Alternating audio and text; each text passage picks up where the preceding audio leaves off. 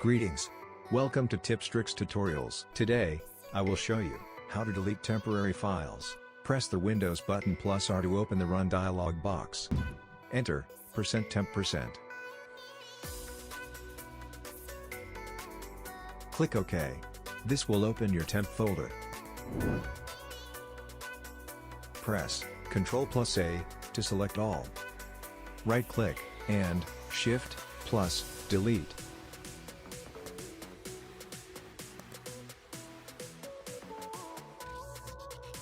All temporary files will now be deleted.